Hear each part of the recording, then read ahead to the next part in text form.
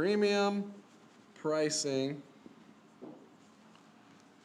without price dropping.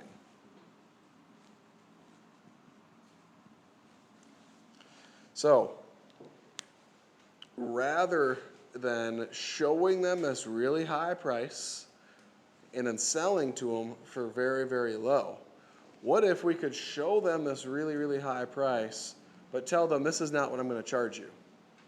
And then they still feel like this is the value, but then here's the actual price, Mrs. Smith. You never tell them this is the price. You tell them this is the value of everything you're getting. That magic trick. They determine the value. You don't tell them the value.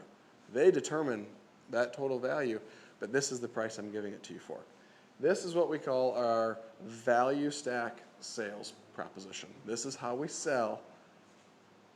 This is how we sell for premium pricing and get customers to fully buy into it.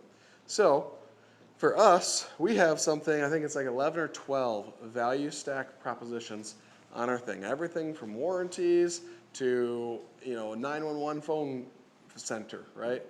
To having what we call our executive bat line, where they get a direct line to Jonathan. If the office doesn't answer, the sales rep doesn't answer, the production manager doesn't answer, they have a direct line to an executive. That's pretty darn valuable to people. So we go line for line, value proposition, okay? Boom, boom, boom, boom, boom, boom, boom, boom, and then they put the price on it. So let's say this first one, Donnie, what's your gutter warranty? Just 1 year, okay. All right, so we do a 5-year warranty, and this is workmanship, all right? So 5-year workmanship warranty. We call it the 5-year everything in the kitchen sink warranty, all right? If there's any issues other than an act of God, right? If a tree falls on your house, I'm not going to replace your gutters for free. But 5-year everything in the kitchen sink warranty. Here's how we get the customer to come up with this value on that. So I'll look at Braden. Hey, Braden, have you bought a vehicle from a dealership anytime recently? Okay, awesome. So when you did that, you went and you dealt with the salesman for the first hour or whatever, the test drive, and you guys agreed on a price. Whether it was financing or cash price, you agreed on a price. And then you signed on the paper like, yep, this is what I want to do. And then you had to go meet with another guy in a little tiny office and go over all your financing and warranty options, right? Do you remember what warranties they offered you, like a 3-year $36,000, a 5-year $75K? What was one they offered you? 3-year $36K. How much was that extra on top of what you already agreed to? I think that one's free. Okay, so you bought a brand new truck. 5-year, 100,000 miles. Yes. I don't remember, 7,500. 5-year, yeah, 5-year for $7,000 or $8,000. Okay, so that's on buying. I'm assuming you're buying a pickup truck if it was 3-year $36K, because they don't warranty those very long anymore. So 3-year or 5-year, 100,000 mile warranty for $7,000 or $8,000. A pickup truck, it's a depreciating asset, right? It's not going to ever go up in value. I mean, unless you're buying like a Raptor or something and you don't drive it at all, or a TRX, but it's not going to go up in value. So you pay $7,000 or $8,000 for that warranty. What do you think a 5-year warranty on gutters that protect your foundation in your home, an appreciating asset, probably your biggest appreciating asset that you have, what do you think something like that's worth? More than 7 or 8 grand. More than 7 or 8? So let's just say $8,000, because that's a number that makes sense for you. Boom. That's $8,000. All right? Oops, not 800K. What was I writing? We'll just do this. 8,000. All right? $8,000. Now, I just set him up so dang good. Usually, just so you guys know, that number we get anywhere from like $2,000 to $5,000. Usually, it doesn't matter what they say. So even if they say that, like, write it down, because these numbers are going to stack together. that's right. So we've got 11 of these different value propositions that we go through, right? And I handle every single one of them just like I did with Braden here. And he determines the value of it. So now at the end, one of these value propositions, let me get down here. Boom, boom, boom, boom. All right, one of these is a gutter install. Now, if I know Braden's gutter, my price on it is $4,500, okay? I'm gonna put here $5,500 because I'm price anchoring him, all right? I know his total price is only $4,500, but when he sees gutter install for $5,500, he's anchored at $5,500 now. So a price anchor is this. When you, let's say, how do we wanna do this? All right, let's say you stop at a gas station, okay? And you need to get a drink. You walk in and you're like, I just need a water.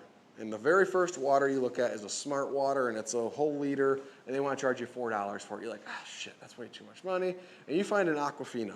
It might be half the size, but it's $1.09. And you're like, oh, score. All right, $1.09, yes. Still a lot of money for a freaking water bottle, all right? But you're like, all right, score, because you're comparing it to the $4. You were anchored at $4 because that was the first one you saw. Make sense? So we're anchoring them at $5,500. Now, we go through all this, all right? And the goal is for the total value to equal 3 to 4x the gutter job. Okay? So the customer is setting all these values. What every value proposition you set is worth. So just like I pulled that out of Braden here, I'm gonna do the same thing. Braden, one of ours is we have a 911 call center, and people are like, what the heck is that, right? Well, between the hours of 8 and 5, there are 2 people that is their job to answer the phones. And if they're both busy, then it rings to our entire sales department where there's 8 people. And then if they're all busy, then it rings to our production manager. And then if he's busy, then it rings to our owner's executive assistant, right? I think is who it rings to, right? So there's a bunch of people. And if somehow none of that happens, we have our next one, which is the executive bat line. But, so we have that. And they're like, oh, wow. So Mrs. Smith, I'm just going to keep talking to Braden. So Braden, have you ever had to make a call to Verizon or something like that, and you just have to keep hitting all these prompts and get through all the baloney? We don't have that in our company. So how many hours do you think you've spent trying to talk to somebody that you're trying to talk to in a situation like that? I mean, a couple hours, 30 minutes to 2 hours, whatever it takes.